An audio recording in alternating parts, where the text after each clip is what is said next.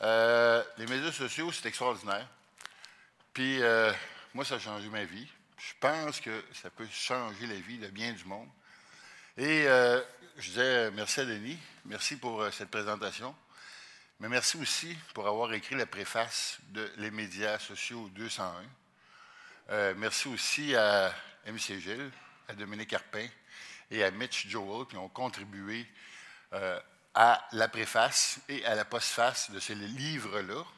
Et ce soir, je vais vous livrer certains des éléments qui sont dans le livre et certains des éléments qui ne sont pas dans le livre, parce que je ne sais même pas encore qu'est-ce que je vais vous conter ce soir. J'ai préparé une présentation, mais bon, des fois j'ai des flashs, puis je suis mes flashs, puis je parle des affaires que ça me tente. Puis c'est un peu ça aussi, les médias sociaux. Tu sais, à un moment donné, je suis parti sur une chire de parler de pâté chinois. Puis le monde a embarqué là-dedans. J'ai dit le pâté chinois avec ou sans ketchup, ça a parti. Après ça, le pâté chinois avec du blé d'Inde en crème ou du blé d'Inde en grains, ça a reparti. Puis il y a des gens qui ont été mêlés dans cette conversation-là. Puis il y a une personne qui m'a dit « Michel, t'avais-tu planifié ça? » J'ai dit non. J'ai été spontané. Puis à un moment donné, j'ai remarqué qu'il y avait un effet, puis que le monde embarquait. Fait que là, c'est sûr qu'un coup que le monde embarque, là, tu le remarques, puis ma job, c'est d'observer ça. J'ai poussé un peu la patente, puis je suis allé un peu plus loin. Puis cette madame-là en question est embarquée là-dedans. Mais je ne l'avais pas planifié. Mais je l'ai observé, puis j'ai vu qu'il y a un mouvement, puis j'ai accentué le mouvement. Alors, la présentation de ce soir, ça va être ça. J'en ai une qui est préparée, mais ça se pourrait qu'il y ait du pâté chinois qui se mélange à ça, puis que je parle de d'autres choses. Donc, pâté chinois, la température, là, OK. Il y a du monde qui dit, sur les médias sociaux, on a dit que des niaiseries.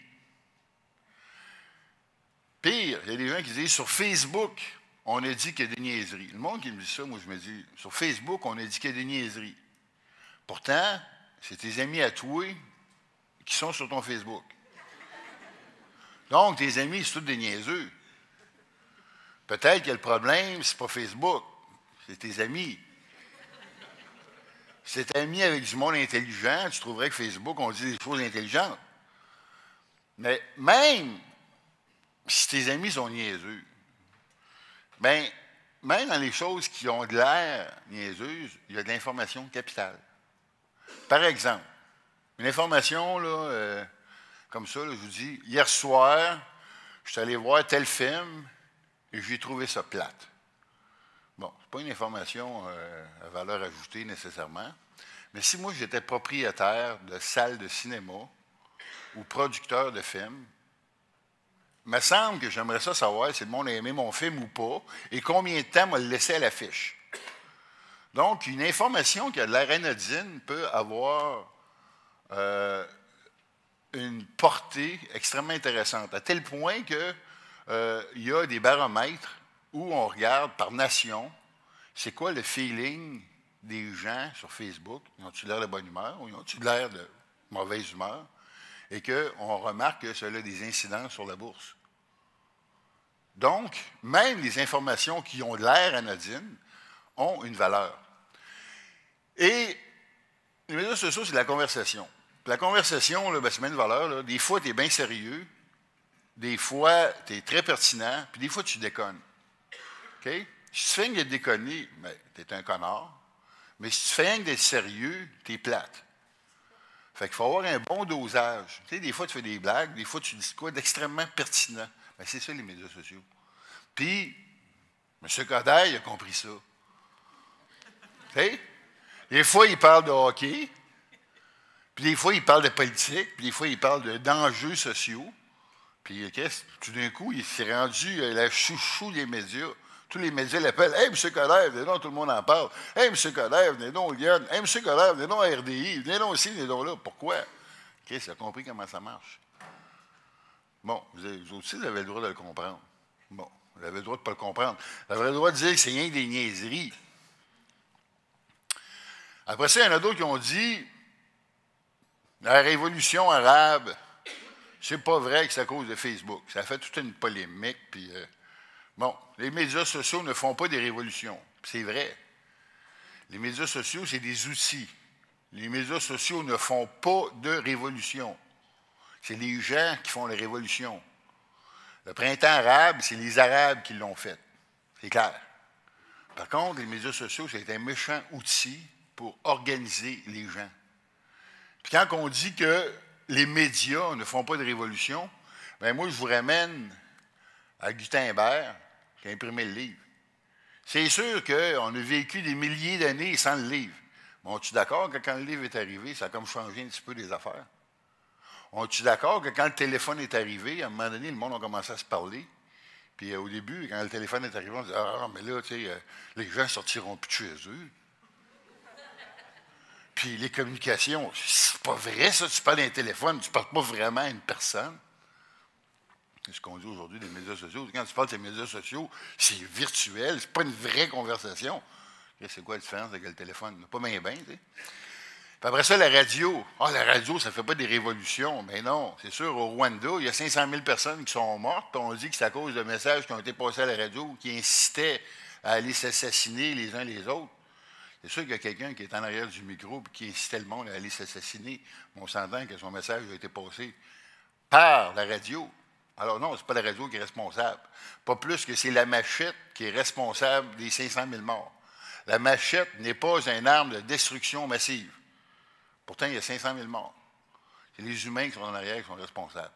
Mais on s'entend que c'est des outils. Puis, la télévision. Ne demandez pas ce que les États-Unis peuvent faire pour vous. Demandez-vous ce que vous pouvez faire pour les États-Unis. John F. Kennedy. Encore là, ça a changé la société. Moi, je me souviens, là, j'étais enfant, le premier homme qui a marché sur la Lune. Écoute, là, tu sais, c'était impressionnant. Tu sais, moi, je m'avais acheté le grand livre, j'ai acheté le lemme à coller, puis tout ça, le kit, puis tu sais, bon, ça a frappé l'imaginaire. On sait que la télévision, comment ça a eu de l'impact. Et tous ces médias-là, c'est documenté que ça a changé la société profondément. Alors pourquoi tout d'un coup, les médias sociaux, eux autres, n'auraient pas le droit aussi d'avoir un certain impact sur la société comme outil de diffusion de l'information? En plus de ça, ça donne que tout d'un coup, c'est un outil bidirectionnel. Ça se pourrait que là, vous n'êtes pas rien que passif à l'autre bout. Vous autres aussi, vous avez votre mot à dire. Chris, c'est pas mauvais. Mais il y a du monde qui ne sont pas d'accord avec ça parce que peut-être qu'ils perdent du power. Tu sais, il y a du monde qui aime ça, être en arrière du livre, puis d'écrire, puis que le monde achète des livres. Bon, je ne serais pas contre eux autres, parce que moi aussi, j'aime ça qu'on achète des livres, là. Mais, tu sais, il y en a qui, il y a comme une espèce d'intelligentsia, là, tu sais, une espèce de snobisme, tu sais. Après ça, on dit, les médias sociaux, bah, les jeunes ne savent pas écrire. Les jeunes, les médias sociaux, ça nuit aux jeunes. Moi, j'ai mon petit-neveu qui était réputé ne pas aimer lire. Ses parents me disaient que lui, il haït lire. Je l'ai foutu derrière un blog de hockey. Il a passé 3 heures à lire le blog de hockey. Puis après ça, il m'a demandé s'il n'y avait pas d'autres blogs de hockey. Puis après ça, il est venu me chercher et il dit « Hey Michel, pourrais-tu me montrer comment faire un commentaire? » Puis là, son commentaire, là, c'était son statement to the world à la gang qui tripe sur le hockey.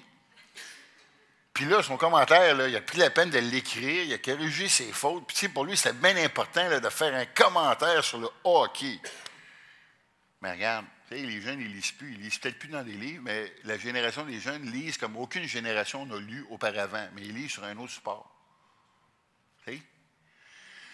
Puis après ça, ben, on va dire, ouais, mais parce que tu sais, quand ils écrivent, là, ils écrivent avec des mots raccourcis. Tu sais, ils écrivent LOL. Voyons donc. Okay? See you later. La photo en dessous, c'est la reine Victoria. La reine Victoria écrivait See you later. Au tournant du 20e siècle, là, Lewis Carroll, la reine Victoria, puis tous les grands intelligentsia britanniques, ils s'amusaient à raccourcir des mots. Puis les jeunes, là, c'est bien de valeur, là, mais de toutes les générations.